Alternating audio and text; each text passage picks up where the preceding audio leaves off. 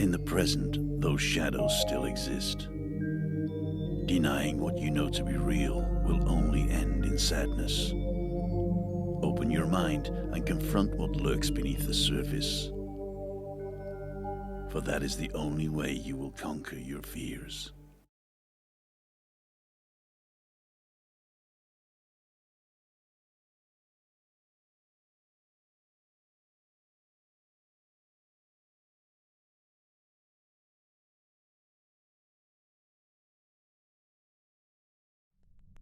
Throughout history, members of society who were considered to be outcasts would frequently find themselves the scapegoat for any and all misfortune that afflicted the community, as mass hysteria spread like wildfire, and accusations of witchcraft led to the torture and death of as many as 200,000 people. Yet while this might seem to be a tragic chapter of the past, witch hunts are still very much a part of the present, with some areas of Africa and Asia still engaged in the persecution of people believed to be witches. From the mass burnings of Central Europe to the hangman's gallows of Salem, here are my choices for 5 of history's most disturbing witch trials. During the 1600s, Moravia in the modern-day Czech Republic was witness to some of Europe's most intense witch trials, as hundreds of thousands of people were tortured and burnt at the stake, often for farcical reasons and as a result of confessions they made during lengthy and brutal torture sessions.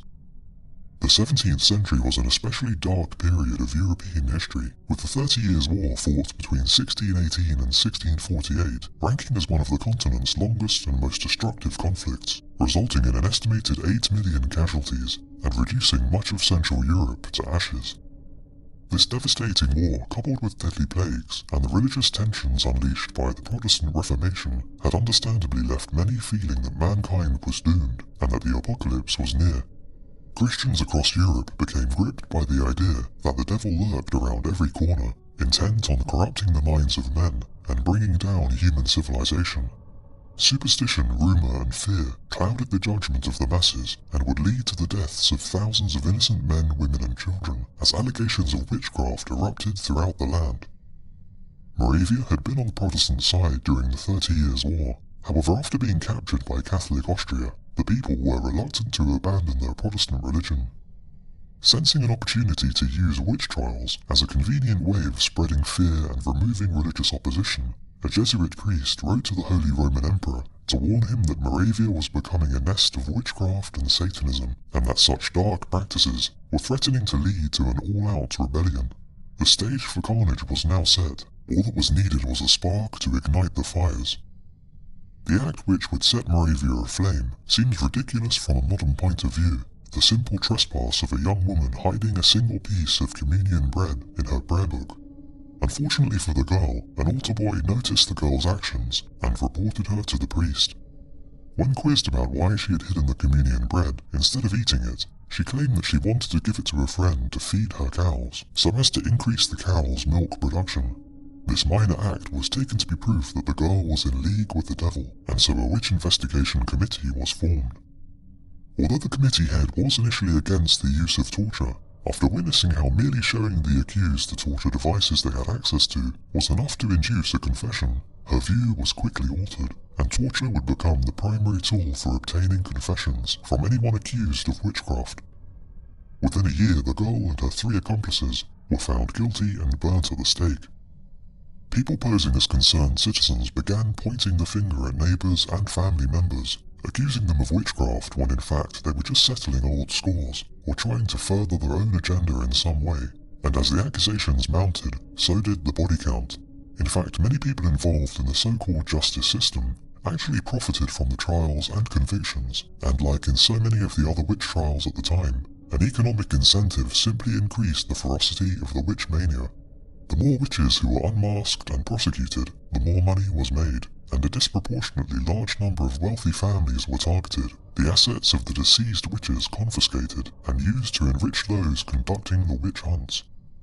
For 18 years, the people of Moravia suffered under the paranoia and fear of the witch craze. However, as more and more of the wealthy and noble families fell victim to the trials, mounting pressure was placed upon the government, as even the privileged were now living in fear that a knock on the door might come in the night, resulting in a loved one or even themselves being carried off to the stake to be burnt alive.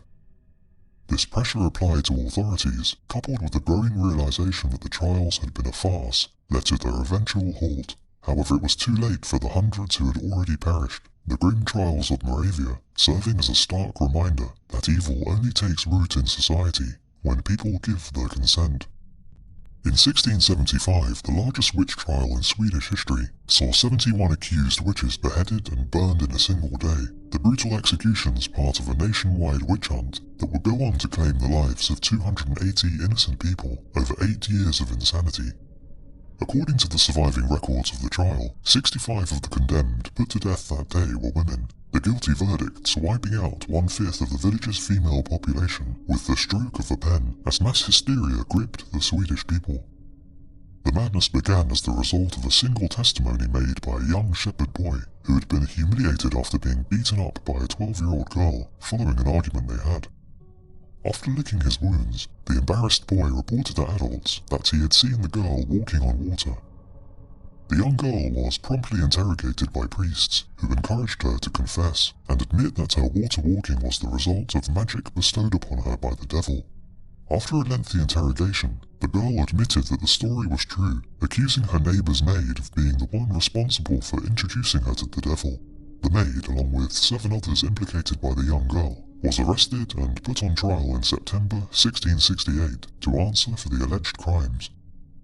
Despite being pressured to confess, the maid maintained her innocence, however was found guilty nonetheless. Although Swedish law forbade the death penalty for convictions that were made without a confession, after 4 years of imprisonment and attempts to force her to confess, the court decided that denial of a crime was no longer enough to escape the death penalty, and sentenced the maid to be decapitated and burned in April 1672.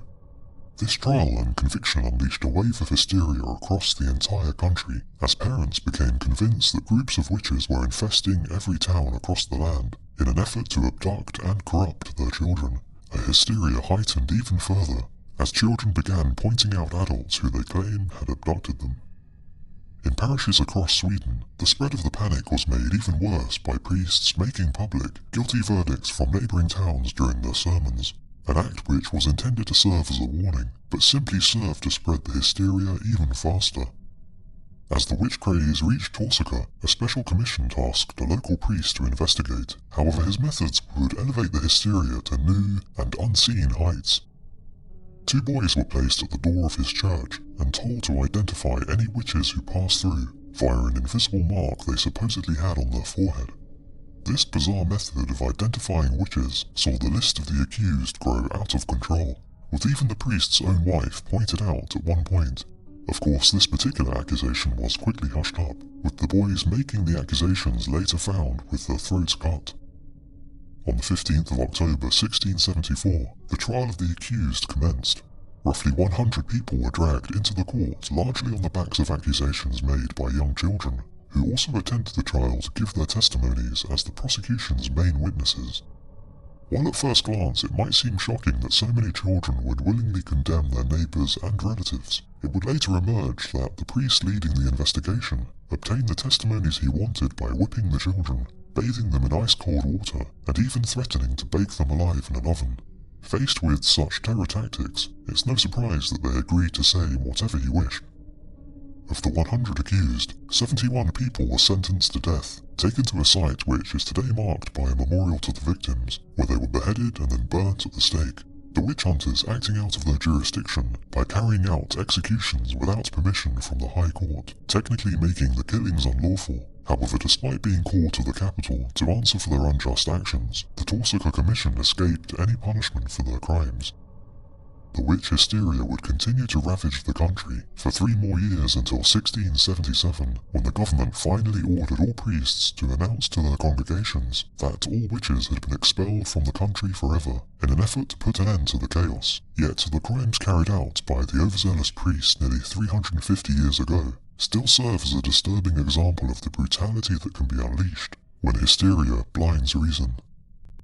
The 12-year-long witch hunts that began in the city of Trier in 1581 were horrific in scale, claiming the lives of 368 people in just the city itself, with perhaps as many as 1,000 executed in the surrounding countryside, making them perhaps the largest witch trial in European history.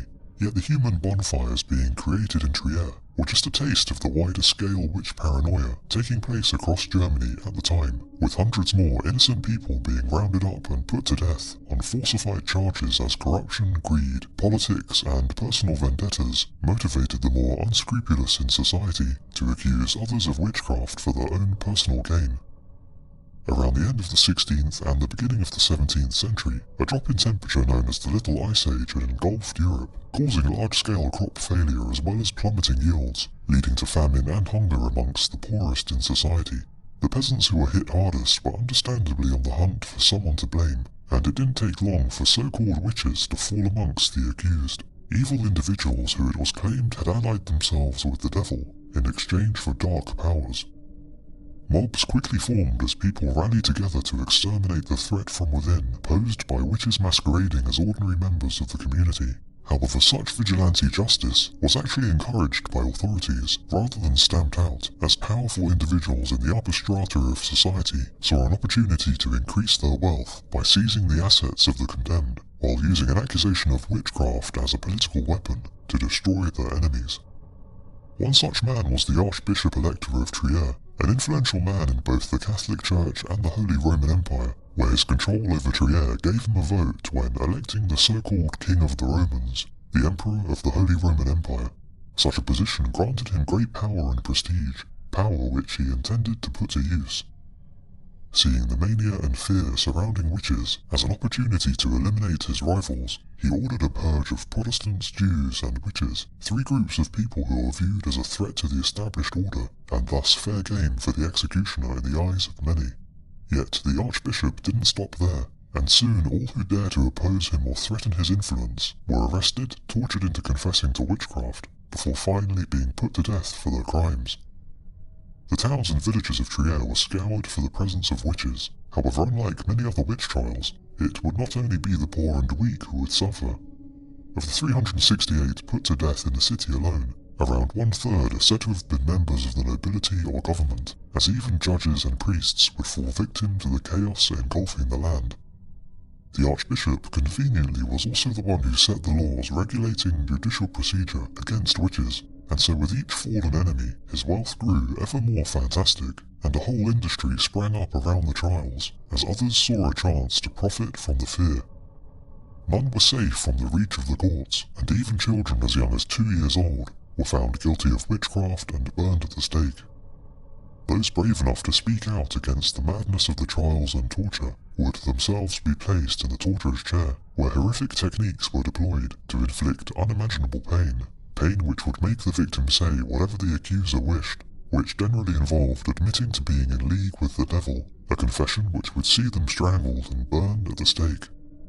As those with the courage to speak out were silenced one by one, the trials reached ever greater heights of fanaticism, as there was no longer any vocal opposition left to rein them in. Such was the destruction that in 1588 2 villages were practically wiped out, with just one female inhabitant left alive in each. However, just as a quest for personal riches had fueled the mania, it would be economics that would lead to sanity being restored. As the population shrunk, the people grew ever more impoverished, and eventually rules were made which restricted the fees charged by those conducting the witch trials. By removing the financial incentive for convictions, the fuel for the fires of the hunt was removed, and so just like a fire without fuel, the witch hunt burnt itself out as quickly as it had begun. In 1692, a combination of religious extremism, economic hardship, bitter rivalry between neighbours, and a failure in the justice system would lead to perhaps the most famous series of witch trials in and around the village of Salem, as more than 200 innocent people found themselves accused of practicing witchcraft, 19 of whom would meet their end on the hangman's noose as hysteria spread through New England. The colonies in New England had been founded by Puritans who had set out to build a society which was firmly rooted in their religious beliefs, and they were people for whom the supernatural was very much real. Witches, spirits, demons, and the devil were widely believed to be a reality of the world around them, and the idea that such things might just be fantasy was seen as denying the very presence of God himself, and would label you as a heretic. Life in these communities was unforgiving, and the hardships caused by colonial wars between Britain and France, the ever-present threat of hostile natives, as well as numerous deadly disease outbreaks, provided fertile ground for the idea that the devil was a malignant force at work in the world, and with the aid of human witches, who would harm others in exchange for his power, was thus responsible for all misfortune in the world. Yet spiritual lines were not the only divisions in the minds of the residents of Salem. A long-standing rivalry existed between its more wealthy citizens, who were aligned with the merchants, and the poorer farming families, a divide which had frequently erupted into bitter arguments over property rights and church privileges.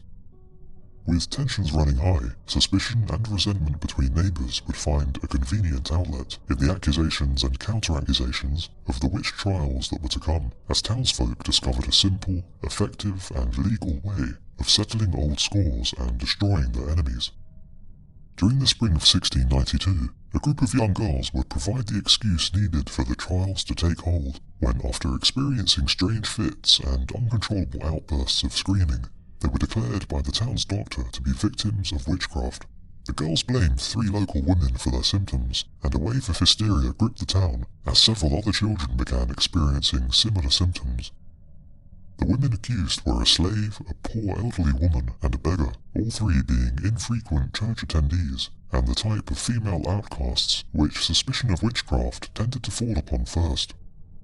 Arrest warrants were issued, and the 3 were hauled before a court, where a spectacle unfolded as their accusers began a vocal display of the spasms and screaming fits that they had suffered from, and blamed upon the alleged witches. 2 of the women denied the charges, however the slave confessed to dealings with the devil, likely in an effort to save her own skin, by playing the role of repentant informer, claiming that there were several other witches at work in the town, who were plotting with the devil to destroy its Puritan population.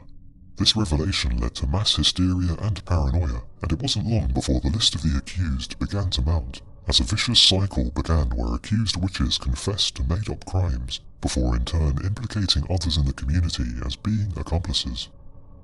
More than 200 people found themselves under scrutiny, with 19 sent to the executioner's gallows, while another man died under torture while being pressed beneath an increasingly heavy load of stones in an effort to extract a confession. Yet it was no longer just the poor outcast members of the community who found themselves being denounced. Salem's more well-to-do citizens were among the accused, as rivals began to exploit the opportunity for revenge that the witch trials provided. Disturbingly, an accusation could be made with virtually no evidence, and any illness, death, or misfortune would often be attributed to witchcraft. A complaint simply had to be filed with the local magistrate, where if deemed credible, the accused individual would be subject to arrest, where they would be interrogated and pressured into confessing. Much of the evidence used to convict was known as spectral evidence, whereby the person supposedly targeted by the witch's spells would claim to see the face of the witch responsible for their suffering. It was thought that such evidence was credible, as a witch had to give permission for the devil to use his or her shape, and so if the afflicted individual claimed to have seen an apparition of a specific person, they were thus believed by the court, a legal practice which was no doubt widely abused by those seeking to incriminate others. It's no surprise that with the accusations growing out of control, public support for the trials began to wane, and eventually the courts were abolished and all guilty verdicts were annulled, while the families of those who had lost their lives were awarded financial compensation. Yet the fallout of the trials would continue to haunt Salem over the coming centuries, the infamous trial becoming synonymous with the damage that paranoia and injustice can wreak on a community.